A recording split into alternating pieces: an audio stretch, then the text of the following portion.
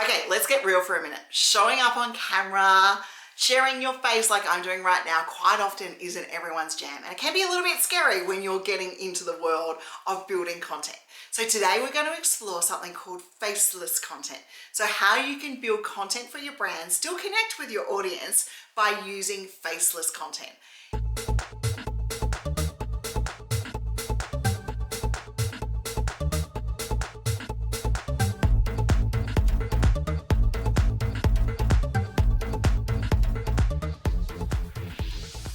If we've not met before, my name is Reed-Enever. I'm an ideas and impact strategist, and I teach you to create impact for your business by teaching you what I do.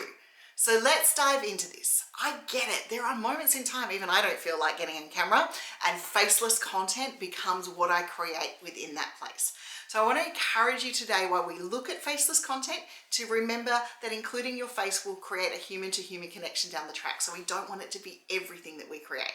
But I know there are times that it needs to be done, and that's what we're going to delve into right now. First of all, let's bust a myth. Faceless content can create connection. It can show emotion.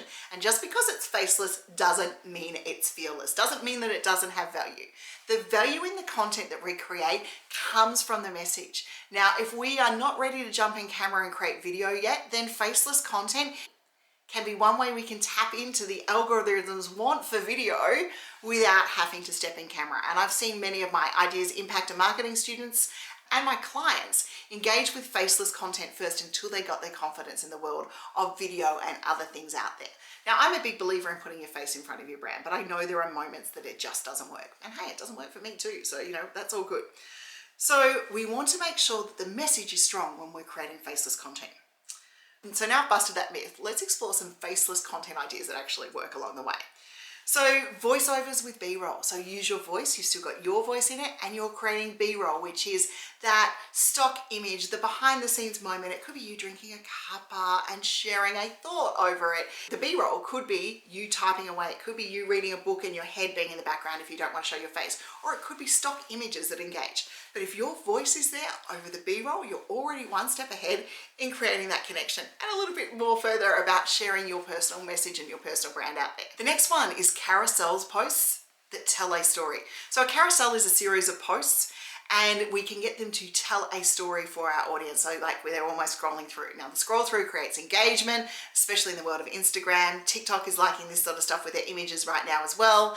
And so what we're going to do is we're going to create carousels. Now we might mix in a few pictures because we don't want it to all be text, and we tell a story. And so it could be like even an unboxing, or it could be your top tip, or it could be a top 5 or 6 tips, all trending in blogs ages ago. Now we can use that sort of stuff in carousel posts as well. So look at carousels and creating engagement. Once again, it can be stock imagery, doesn't have to be in hands. And those carousel tips that you're looking to create, you can almost put into a video series as well by stitching them together, especially if you're using Canva, to be able to create faceless content that way. Now the next one is a very simple one to do, especially if you've got tools like Descript, Canva within your toolbox. Being able to create text on screen with a little bit of audio content works really well. I have a tutorial that I'm about to share with my Ideas, Impact and Marketing Circle students on how you can actually use Bulk Create to create a series of video tips by creating a template and putting in some little tip titles and text along the way. So I'm looking forward to sharing that with them. But it is really that simple. Start thinking about your tips, start thinking about the top quotes, thinking about things that people quote you for, and just put them over text, over the background of stock video or over an image, and connect with your audience that way. If you want to see how it's done, go and check my socials out, because I do use that as a filler quite often for me. And tools like Descript and Canva make that so easy for us. Quote graphics that reflect you are another great way to engage with your audience facelessly. You can put out your quote, have a logo, have a brand, or just have your name on the bottom of it. If you look at my social, especially my Instagram, you'll see there's lots of quotes from me that are on a white background with black text and my logo on it that helps me be able to connect with my audience. Still got my brand message on there so they know it's from me, but it's faceless content, which means I didn't have to put the hair and the makeup together to be here to create content for you. And then the next one is the behind the scenes component of your workplace. And this also creates really good things to overlay things on. And the things that I'm talking about here are things like your workspace, post-it notes, your notebook, your morning walk, walking along with your feet.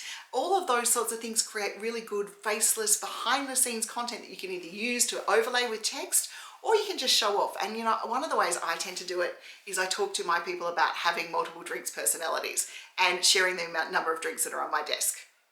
So the key when we're creating faceless content is to make it feel human, make it feel intentional and not like we're hiding.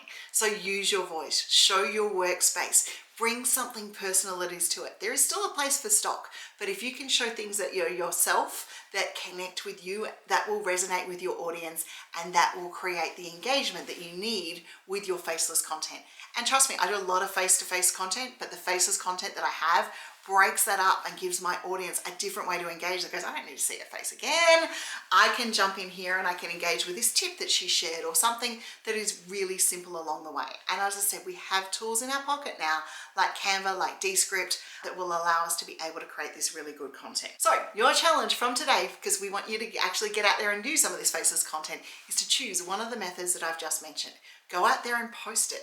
If you want to tag me in it, I'll happily come and celebrate with you along the way, because as an ideas, impact and marketing strategist, I love to teach you what I do, but I love even more to see it in action and implemented. And if you would like my help, you are welcome to come and explore our ideas, impact and marketing circle, my inner circle community, where I help business owners just like you learn what I do by teaching it to you. Until next time, if this video has helped you in any way, shape or form, please like, subscribe, comment or share. And when you've got posted your first piece of faceless content or your next piece from the tips from this video, tag me in it. I'd love to see it.